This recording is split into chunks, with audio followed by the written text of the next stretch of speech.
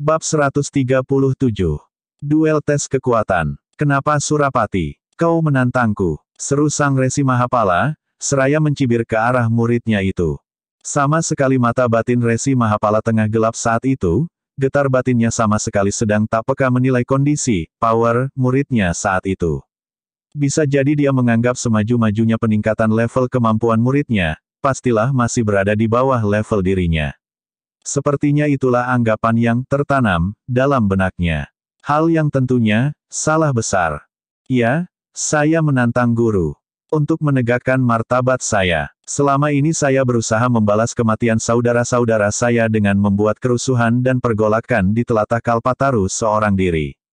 Namun jika itu tak dihitung sebagai tanda kesetiaan saya sebagai murid dan juga pada saudara-saudara saya tantang guru, untuk membuktikan bahwa saya memang murid tak berguna. Seru Surapati dalam kemarahan yang masih sebagian ditahannya. Surapati juga tak mau orang-orang yang hadir menganggap dirinya murid yang tak tahu adab, justru dia ingin menunjukkan bahwa dia lebih beretika dan beradab dibanding gurunya dalam berbicara di depan halayak. Dan meledak sudah Resi Mahapala dalam arogansinya. Murid berdebah, kutunggu kau di alun-alun istana. Slap, Resi Mahapala langsung memaki Surapati, seraya melesat ke alun-alun istana. Hamba mohon diri Paduka yang mulia, Surapati mohon izin pada Sang Maharaja, sebelum dirinya melesat lenyap dari ruangan itu. Benar-benar secara etika Resi Mahapala sudah kalah oleh Surapati di hadapan semua yang hadir. Dan memang itu yang hendak sengaja diperlihatkan oleh Surapati pada semua yang hadir. Licik juga, ular, yang satu ini, hehe. Mari kita semua menuju alun-alun istana. Seru Sang Maharaja Kumbadewa yang penasaran dengan akhir dari perseteruan guru dan murid itu. Maka berbondong-bondong orang yang hadir di ruangan dalam istana itu menuju ke alun-alun istana tanpa kecuali. Ya, tentunya mereka semua memendam rasa penasaran yang sama besarnya dengan Maharaja mereka. Tak lama kemudian rombongan Maharaja dan para pejabat tinggi kerajaan pun tiba di tepi alun-alun istana Palapa. Mereka langsung melihat, kini guru dan murid yang sedang berseteru itu telah berdiri berhadapan di tengah alun-alun istana, dengan mata saling menatap satu sama lain. Sesungguhnya baik Resi Mahapala ataupun Surapati memang sengaja menunggu kedatangan rombongan Maharaja itu. Mereka sama-sama merasa yakin akan bisa mengalahkan lawannya, dan tentu saja mereka berharap ada pihak yang menyaksikan kemenangan mereka. Demikianlah murid dan guru yang sebenarnya, setali tiga uang, itu.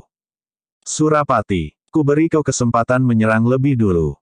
Kuingatkan ini bukan latihan. Aku takkan ragu memotes kepalamu itu dari lehermu. Seru gagah sang Resi Mahapala, yang merasa yakin sekali akan menang atas muridnya itu. Iya, sang Resi merasa sudah tak memerlukan lagi Surapati, setelah 4 murid lainnya telah tewas. Dia merasa bisa mengandalkan dirinya sendiri saja, untuk maju berperang menyerang telatah Kalpataru. Apalagi setelah dia mendapatkan kitab jagat samudera yang akan segera dipelajarinya itu. Tak mungkin saya kurang ajar dengan menyerang guru lebih dulu, karena usia saya masih muda. Biarlah guru yang sudah tua dan bangka menyerang lebih dulu.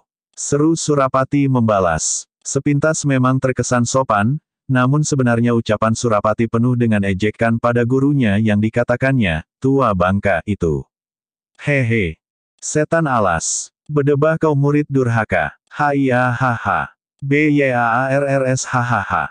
Meledak sudah emosi Resi Mahapala, mendapati Surapati berani mengejeknya seberani itu. Dengan seruan keras, meledaklah seluruh power dalam tubuhnya. Gelombang energi panas dingin, yin dan yang telah terlatih selaras dalam dirinya meledak ke segala arah. Badai pusaran angin berhawa panas membara dan dingin menusuk tulang berhembus deras ke sekitar area pertarungan. Derkhe, Drurkegeha, Derkhe. Bumi di sekitarnya berguncang dan bergetar keras, tanah bagai bergerak menjalar bergelombang hingga melewati tepian alun-alun yang luasnya melebihi lapangan bola itu. Dahsyat. Ya, Resi Mahapala memang hendak memancing rasa gentar di hati Surapati. Orang yang bukan lagi dianggap murid olehnya itu, tetapi musuh kurang ajar yang harus dimusnahkan. Namun Surapati hanya tersenyum menyaksikan pertunjukan power sang Resi itu. Dulu aku boleh kau takuti dengan power seperti itu, Resi berdebah. Seru hatinya, Geram setengah mati pada perlakuan bekas gurunya yang telah mempermalukannya di dalam pertemuan tadi. Surapati juga tak mau kalah aksi di depan sang maharaja yang tengah menyaksikan pertarungan itu. Hahaha. BYAARRS hahaha. Segenap powernya meledak dahsyat tanpa ditahannya, semuanya lepas dan gelombang energinya menghempas bukan main dahsyatnya ke segala arah. Seketika gelombang energi sang resi lenyap tergulung oleh hempasan gelombang energi Surapati. Bumi berguncang hingga terayun-ayun bak gelombang. BRAALLGGHHK. BRAALLGHSSK.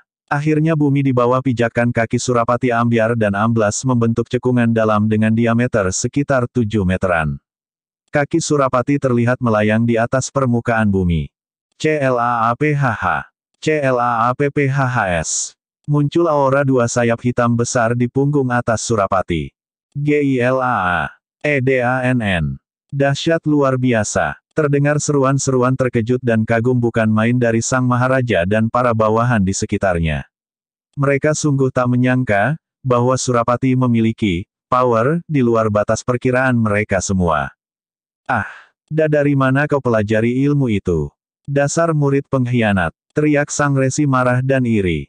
Bukan main terkejutnya sang resi, menyaksikan betapa dahsyat power yang diperlihatkan Surapati. Rasa gentar seketika menguasai dirinya, dia bisa mengukur bahkan power Surapati telah jauh melampaui dirinya. Sebagai pengalih rasa gentarnya dia pun memaki Surapati. Dari mana murid setan ini menguasai power sedahsyat itu?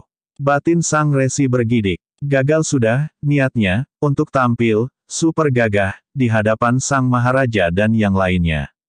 Untuk melawan orang yang pernah mengajariku, mana mungkin aku memakai ilmu yang diajarkannya. Aku memiliki ilmuku sendiri Resi Mahapala. Kau takut? Seruan yang mematikan diucapkan Surapati. Inilah hebatnya Surapati, dia membuat sang resi kehabisan kata-kata untuk menyangga ucapannya. Majulah Resi Mahapala, aku menunggumu sejak tadi, seru Surapati. Seolah mengejek Resi Mahapala, yang diketahuinya mulai merasa gentar dan jerih padanya itu. Tentu saja sang resi tak ingin, wibawanya jatuh di depan sang maharaja dan pejabat tinggi kerajaan lainnya. Segera dia langsung terapkan pamungkasnya Aji, badai gelap terang, level 5 pamungkasnya. HIYAHHH. BLAARSSRSTTHH. BLAARSSTHHK.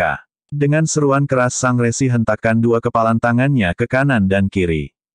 Ledakan dahsyat terjadi di kedua tangannya. Seketika cahaya hitam berkilat menyelimuti kepalan tangan kanannya, sedangkan cahaya putih menyilaukan bak matahari menyelimuti tangan kirinya. Hawa magis seketika menyebar di sekitar area pertarungan. Alun-alun bagai berada di ruang hampa dan gelap, hari pun berubah bagaikan malam. Inilah kelebihan pukulan, badai gelap terang, sang resi. Tak mau kalah aksi, Aji, Raja Wali Bentur Bumi, segera diterapkan Surapati.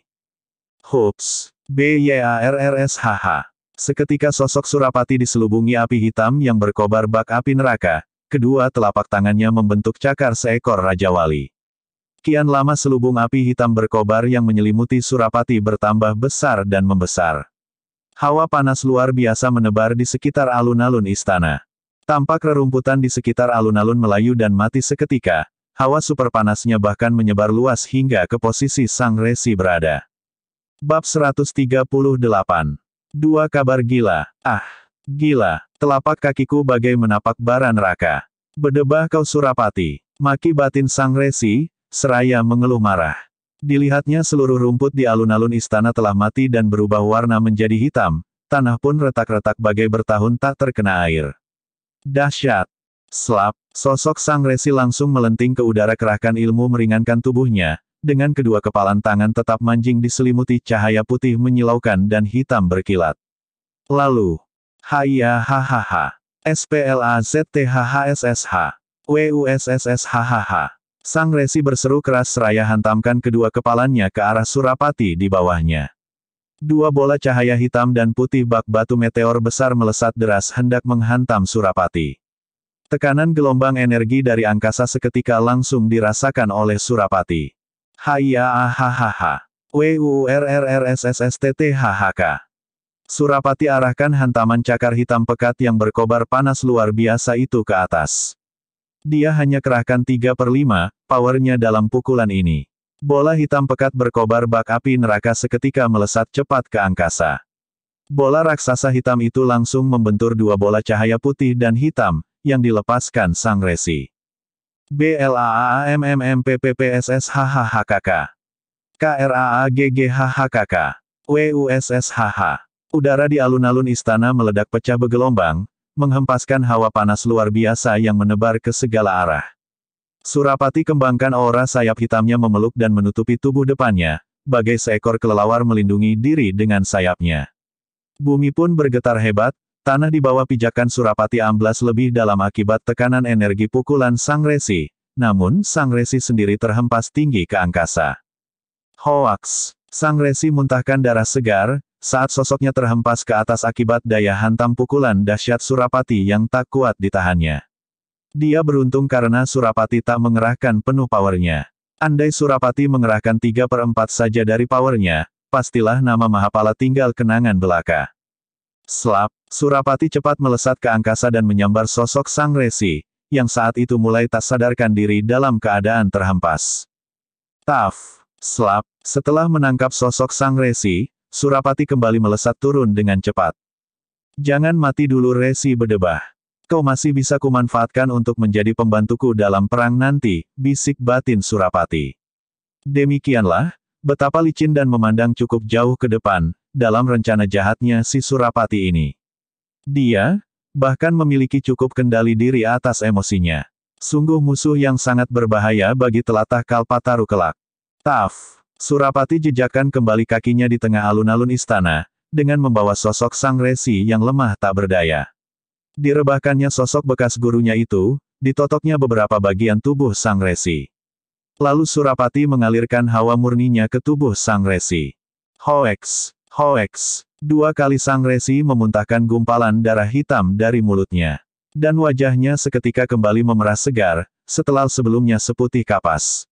Iya, Surapati berhasil menahan amarahnya terhadap bekas gurunya itu, demi sebuah ambisi yang lebih besar dari sekedar menghabisi nyawa Sang Resi. Dia berniat memanfaatkan tenaga bekas gurunya itu untuk mencapai ambisinya. Menjadi Maharaja di telatah Kalpataru. GILAA. Ak, kenapa kau menyelamatkanku Surapati? Kau sudah menang. Seru Sang Resi yang baru saja sadar sepenuhnya. Dia pun bertanya heran pada bekas muridnya itu. Katakan saja Mahapala, kau memilih membantuku menguasai telatah Kalpataru atau mati di sini. Desis tajam Surapati, dia tak ingin pembicaraannya ini didengar oleh Sang Maharaja dan yang lainnya. Raja Wali Api. Surapati segera berseru memanggil pedang Raja Wali Apinya setelah bertanya pada Resi Mahapala. Tangannya langsung terkembang di atas kepalanya, menanti datangnya sang pedang. SPLAZTH. WWUUNNNGZZTT. Dari langit melesat turun seberkas cahaya hitam berkilat berbentuk sebuah pedang, suara dengungan dahsyat memecah angkasa terdengar. Taf, pedang Raja Wali Api langsung tergenggam di tangan Surapati yang terkembang di atas kepalanya. Hah, pedang Raja Wali Api. Kau memilikinya Surapati. Terkejut luar biasa Sang Resi, melihat pedang legenda terkutuk ini berada di tangan Surapati. Iya, inilah pedang Raja Wali Api, Mahapala, sahut Surapati seraya menatap tajam pada Resi Mahapala. Dia masih menanti jawaban Sang Resi atas pertanyaannya. Surapati kini sudah benar-benar tak menganggap Mahapala sebagai gurunya lagi, dia hanya memanggil nama pada bekas gurunya itu. Baiklah Surapati, aku akan membantumu. Akhirnya Sang Resi memilih jawaban pintar, dan cari selamat atas nyawa rentanya itu. Rasa sakit hati menyengat sesak dan pedih dirasakannya, martabatnya merasa diinjak habis oleh bekas muridnya itu. Malu yang dirasakannya sangat menikam ke dasar hatinya, karena dia harus tunduk pada bekas muridnya sendiri, di hadapan Sang Maharaja dan para pejabat tinggi Kerajaan Palapa. Hebat, luar biasa, seru Sang Maharaja kagum dan senang melihat kemenangan Surapati. Jauh di lubuk hatinya dia memang lebih cocok dengan usulan dan rencana Surapati yang lebih maju dan masuk akal, daripada masukan dan saran dari Resi Mahapala yang kolot dan tak sesuai dengan kenyataan di lapangan. Ternyata Surapati jauh lebih hebat dan beretika dibanding gurunya itu. Mulai saat ini juga Surapati adalah penasehat dan panglima tertinggi Kerajaan Palapa. Seru sang Maharaja pada jajaran pejabat tinggi kerajaan di sekitarnya. Siap Paduka yang mulia, kami menyetujuinya. Sahut semua pejabat tinggi di sekitarnya. Maka mulai saat itu, Surapati resmi menjadi orang terpercaya dari sang Maharaja Kumbadewa, menggeser kedudukan bekas gurunya Resi Mahapala. Surapati dipercaya sang Maharaja untuk memegang kendali atas kebijakan-kebijakan pertahanan dan angkatan perang di telatah Palapa. Sungguh sebuah loncatan besar telah dicapai oleh seorang Surapati. Dan dengan demikian, sepertinya, perang besar, tak lama lagi akan berkobar dahsyat di telatah Kalpataru. Di sebuah warung makan cukup besar tak jauh dari gerbang masuk menuju kota Raja Palapa. Nampak seorang sosok bercaping dan seorang pemuda sedang asik makan di dalamnya. Sementara di sekitar mereka nampak beberapa pengunjung warung, yang sedang berbincang hangat seputaran isu kerajaan di telatah Palapa. Sungguh salah dahulu Pangeran Mahkota dan Utama Shailendra menyerahkan hak warisnya atas tahta kerajaan Belupang, pada adiknya Pangeran Dharma Prasetya. Raja Dharma sangat kejam terhadap rakyatnya, sangat berbeda dengan kakaknya Pangeran Danutama yang bijak dan welas asih terhadap rakyat Belupang, ucap seorang pengunjung warung di tengah percakapannya. Iya, kasihan memang Pangeran Danutama itu. Kematian istri dan kehilangan putrinya di sebuah hutan Sabah di telatah Kalpataru sangat memukul jiwa dan gairah hidupnya. Hingga akhirnya dia memutuskan menyepi di kuil belakang istana Belupang, dan menyerahkan ahli waris tahta kerajaan pada adiknya yang tamak dan kejam itu, sahut teman yang berbicara tadi. Iya, pantaslah kematian istri Pangeran Danutama disesalkan. Kejelitaan Indah Pramitaloka memang tak ada duanya di telatah Palapa pada zamannya 20 tahunan yang lalu. Konon sang Maharaja Palapa sendiri langsung kasmaran saat melihat istri Pangeran Danutama itu. Dia adalah adik dari permaisuri Raja Marapat di Kalpataru. Sayang sekali dia tewas dalam kejadian pembegalan di hutan Sabah, saat hendak kembali ke Belupang setelah berkunjung ke kerajaan Marapat dengan Pangeran Danutama dan putrinya yang masih kecil itu, ujar seorang temannya lagi menimpali. Lalu di mana putri mereka yang dikabarkan hilang dalam kejadian pembegalan di hutan Sabah itu? Apakah dia juga tewas di hutan itu? Tanya seorang di antara mereka. Entahlah. Dikabarkan sang Pangeran Danutama sampai berhari-hari mencari putrinya di hutan itu. Namun hasilnya nihil, putri kecilnya itu tak berhasil ditemukannya. Kasihan sekali nasib pangeran itu. Elang yang sejak tadi mendengarkan pembicaraan pengunjung warung itu tersentak tiba-tiba. Makanan di mulutnya terhenti dikunyahnya. Sekelebat bayangan wanita seketika melintas di benaknya. Bab 139. Penyusupan ke istana. Prasti, akhirnya terungkap sudah jati dirimu di warung ini. Seru batin Elang gembira sekaligus terharu. Baiklah, aku akan mendatangi kuil tempat ayah Prasti berada di belakang istana Belupang, untuk mengabarkan bahwa putrinya Prasti masih hidup. Dan setelah urusanku selesai di telatah Palapa ini aku akan membawanya ke lembah Marabunta, bisik hati Elang. Kenapa Mas Prayoga? Tanya Sandi yang melihat keterkejutan Elang. Tak apa-apa Sandi. Hanya agak terkejut saja mendengar kisah Pangeran Danutama itu, sahut pelan Elang tersenyum. Oh, pangeran itu memang lebih pantas menjadi Raja Belupang sebenarnya dibanding adiknya yang kejam itu, sahut Sandi, seraya kembali melanjutkan makannya.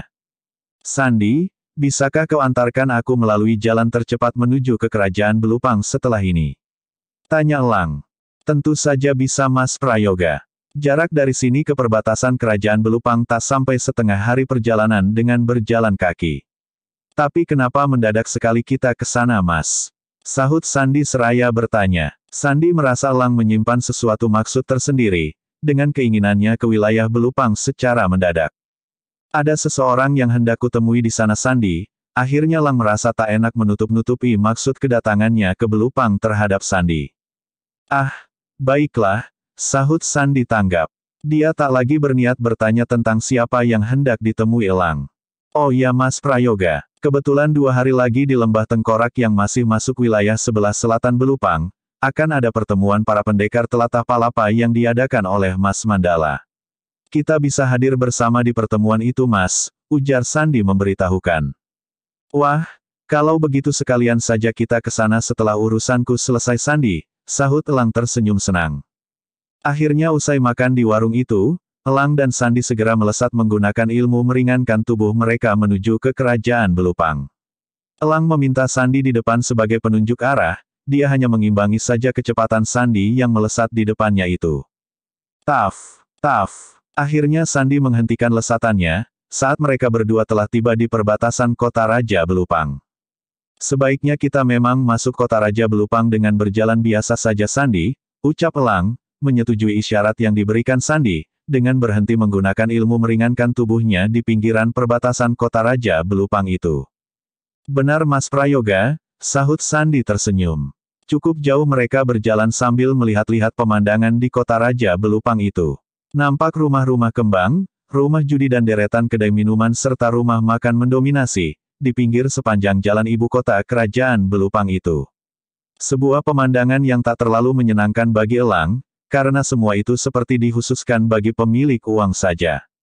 Sementara rakyat miskin dan tak mampu seolah disingkirkan dan ditempatkan di pinggiran wilayah kota raja, mereka seolah dianggap sampah dan kaum budak bawahan dan perahan belaka.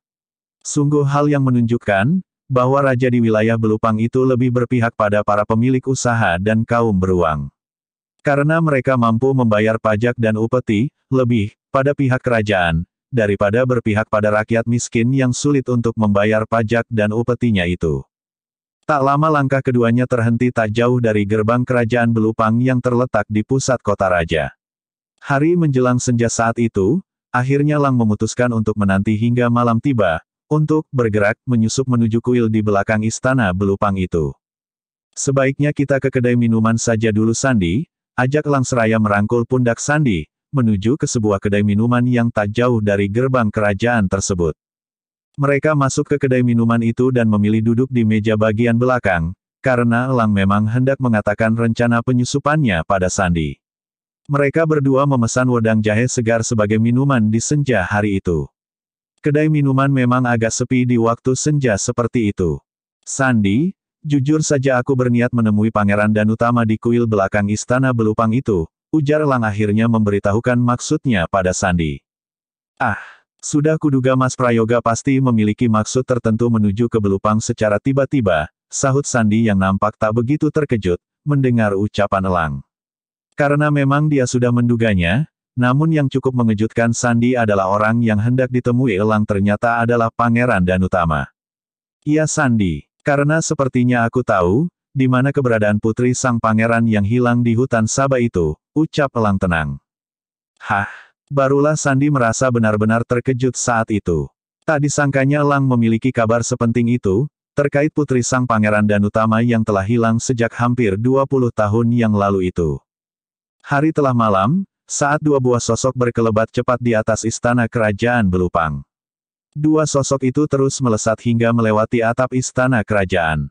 Prajurit jaga jangankan melihat mereka, bayangan mereka berdua pun tak tertangkap oleh pandangan para prajurit jaga di bawah mereka. Taf, taf, dua sosok itu hinggap di bagian atap belakang istana yang cukup tinggi. Keduanya langsung mengedarkan pandangannya ke sekitar arah belakang istana itu. Sepertinya kuil itu Sandi, bisik Elang seraya menunjuk ke sebuah atap bangunan yang menyerupai pura. Bangunan itu nampak terpisah dengan istana dan halaman belakang istana. Hanya ada sejalur jalan anak tangga menanjak selebar 2 langkah, yang dipagari dengan batu susun di kiri kanan jalurnya. Sebuah jalur yang sederhana. Sepertinya begitu Mas Prayoga, sahut Sandi membenarkan dugaan Elang. Karena satu-satunya bangunan yang mirip kuil di belakang istana Belupang memang hanya bangunan itu. Slap, slap, Elang dan Sandi langsung melesat cepat sekali ke arah bangunan itu. Elang sampai di atap bangunan itu hanya dengan sekali lesatan, sedangkan Sandi sempat menotolkan kakinya di salah satu pucuk pohon tinggi, sebelum sampai di atap bangunan itu. Taf, taf, suasana di sekitar bangunan itu sangat sepi dan sunyi, namun sebuah ruangan di tengah bangunan kuil itu nampak lebih terang dibandingkan ruangan lainnya. Nampak dua prajurit berjaga di depan pintu masuk bangunan di bawah mereka. Karena bangunan kuil itu memang modelnya terbuka, maka sangat mudah bagi Elang dan Sandi untuk melesat langsung ke arah ruangan tengah bangunan itu. Slap, slap, taf, taf. Mereka pun sampai di depan pintu ruang tengah bangunan itu. Mereka langsung bisa melihat ke dalam ruangan itu, karena memang pintu bangunan dari batu tersebut tak memiliki daun pintu. Los begitu saja.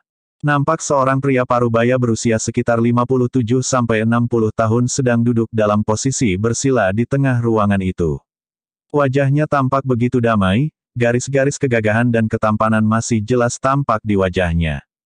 Salam Pangeran Danutama. Maafkan kami berdua berkunjung tanpa izin Pangeran, sapa Elang sopan dan hormat. Ah, rupanya ada tamu. Silahkan masuk saja ke dalam, terdengar sahutan bernada ramah dari sang pangeran. Elang dan Sandi melangkah masuk melalui pintu batu tak berdaun itu. Keduanya lalu duduk bersila di hadapan sang pangeran Danutama seraya memberi hormat. Katakan saja, perihal apa yang kalian bawa padaku malam ini? Tentunya hal yang penting bukan? Tanya sang pangeran seraya tersenyum ramah pada Elang dan Sandi. Prasti, ayahmu nampak gagah dan berwibawa sekali. Sungguh pantas dia menjadi ayahmu, batin Elang memuji penampakan pangeran Danutama, yang sekarang diketahuinya sebagai ayah kandung Prasti. Semoga kabar yang kami bawa adalah kabar bahagia buat pangeran, sahut Elang tersenyum. Katakan saja anak muda, namun sebelumnya bisakah kalian sebutkan nama kalian berdua? Agar aku bisa menyebut kalian dengan benar. Hamba bernama Prayoga dan sahabat hamba bernama Sandi Lanang Pangeran. Kami datang ke tempat pangeran untuk mengabarkan tentang keberadaan putri tuan yang telah lama hilang di hutan Sabah, sahut Elang tenang. Bab 140. Penantian dan pencarian. Demi Hyang Widi yang agung. Apakah aku tak salah dengar Prayoga? Apakah kau tak main-main dengan ucapanmu itu? Betapa terkejutnya sang pangeran Danutama, mendengar ucapan pemuda bernama Prayoga itu. Sulit baginya untuk percaya begitu saja menerima kabar putrinya masih hidup, sementara puluhan tahun sudah dia menyebar orang-orang untuk mencari keberadaan putri tersayangnya itu. Bukankah putri tuan pangeran bernama Prasti? Tanya Elang meminta kejelasan dari sang pangeran. Iya benar Prayoga, tapi pasti ada banyak anak perempuan bernama Prasti. Sahut sang pangeran membenarkan, dengan bibir mulai bergetar. Dia mulai merasakan getaran tak biasa di dadanya, sebab dia melihat pemuda di hadapannya ini memiliki aura yang cerah dan bisa dipercaya. Kepekaan batin itu memang didapatnya setelah puluhan tahun menyepi di bangunan kuil itu. Apakah Prasti yang tuan pangeran cari memakai kalung emas berbentuk bintang? Tanya Elang lagi, karena Prasti pernah menunjukkan kalung emas itu pada Elang. Prasti mengatakan kalung itu adalah benda yang sudah dipakainya, saat ditemukan oleh Eyang Wilapasara di hutan Sabah. Demi Hyang Widi. Iya, dia benar Prasti putriku yang hilang itu Prayoga. Aku sendiri yang memesan kalung berbentuk bintang itu pada tukang emas istana. Di mana dia sekarang Prayoga? Katakanlah padaku. Tubuh Pangeran Danutama seketika bergetar, saat Elang mengatakan soal kalung emas berbentuk bintang yang selalu dipakai Prasti.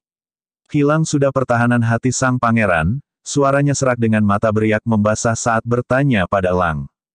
Tuan Pangeran, saat ini Putri Prasti berada di tempat yang aman di Lembah Marabunta bersama Eyang Wilapasara, yang telah mengangkatnya menjadi muridnya sejak kecil, sahut Elang menjelaskan.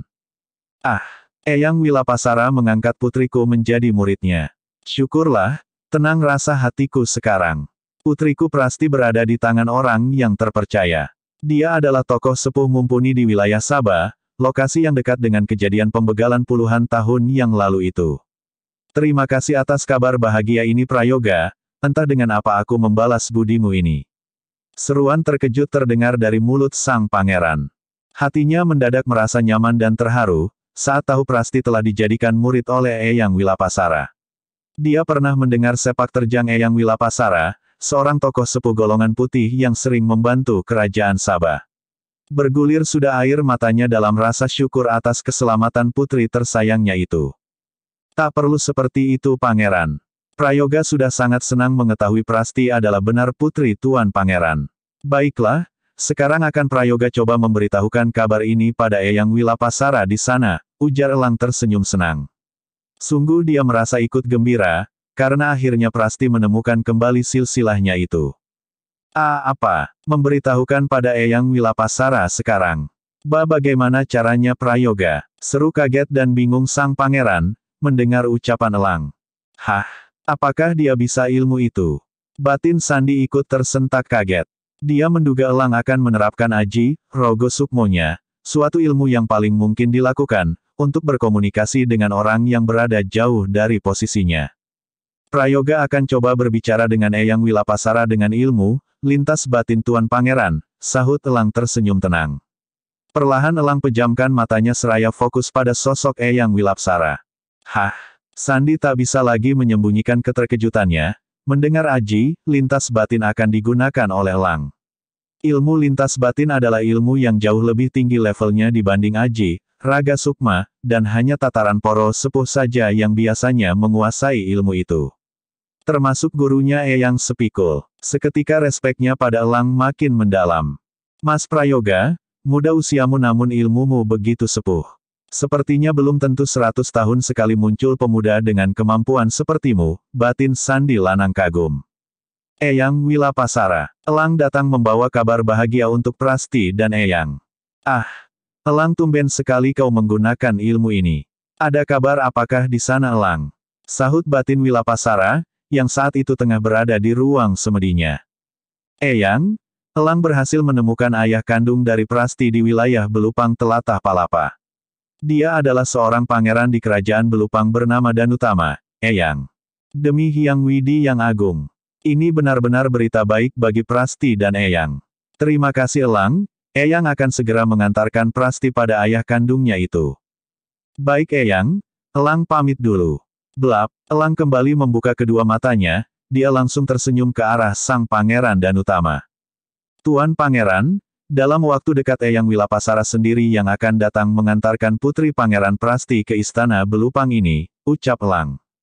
Ah, Prayoga, kehadiranmu benar-benar bagaikan mata air di tengah kegersanganku, dalam penantian akan petunjuk Dewata yang agung. Rupanya Dewata telah mengirimkanmu untuk menjawab penantianku selama ini. Terima kasih Prayoga, terima kasih, sang pangeran berkata seraya beranjak dari duduknya dan memeluk Elang. Buliran air mata kini tak sanggup lagi ditahannya, mengalir sudah air mata kebahagiaannya hingga membasahi pundak Elang. Kasihan kau pangeran, batin Elang juga terharu, melihat kesederhanaan sosok pangeran Danutama yang kini hanya mengenakan balutan kain putih sebagai pakaiannya.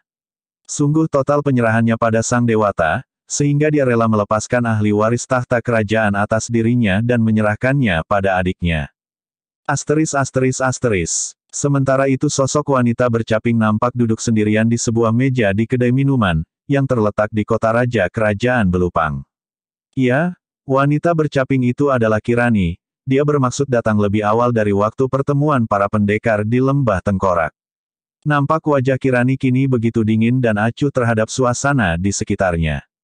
Ya, gadis itu memang sedang merasa galau dan putus asa dalam pencariannya terhadap Elang. Sudah beberapa bulan dia mengelana dari satu wilayah ke wilayah lain, dari satu tempat ke tempat lain di Telatah Palapa. Namun tak juga dia menemukan titik terang tentang keberadaan sosok Elang di tempat-tempat yang didatanginya itu. Bahkan Kirani sempat kembali ke rumah penampungan anak terlantar milik Bularas, yang kini telah nampak diperbaiki dan diperluas bangunan rumahnya, dengan sebuah warung makan lengkap di depan kediamannya itu. Kirani berharap Elang pernah singgah kembali di rumah Bularas. Namun, adik ini siapakah? Mas Elang tak pernah datang ke sini lagi sejak terakhir dia berpamitan pada ibu malam itu, tanya Bularas, seraya menjelaskan pada Kirani tentang belum pernahnya Elang datang kembali ke rumah itu. Saya Kirani, sahabat Mas Elang ibu, sahut Kirani tergagap. Ah, kalau dikirani sahabat Mas Elang, tinggallah saja dikirani sementara waktu di sini, dan tak perlu dikirani membayar makanan tadi, ucap Bularas terkejut, sikapnya langsung lebih ramah lagi terhadap Kirani. Ah, tidak ibu, terima kasih atas tawaran baik ibu. Tapi ada hal penting yang harus saya lakukan. Kirani permisi ibu, slap. Kirani pun gugup menolak, dan langsung berkelebat lenyap dari warung makan Bularas. Demikianlah, hingga saat ini pun Kirani masih belum menemukan jejak Elang, pemuda yang diam-diam telah merampas hatinya itu. Dan harapan terakhirnya adalah, dia bisa menemukan Elang di tengah pertemuan para pendekar di Lembah Tengkorak 2 hari mendatang. Ya, hanya itu harapan terbesarnya saat itu. Hei lihat, rupanya ada wanita misterius di dalam kedai ini. Hahaha, bersambung.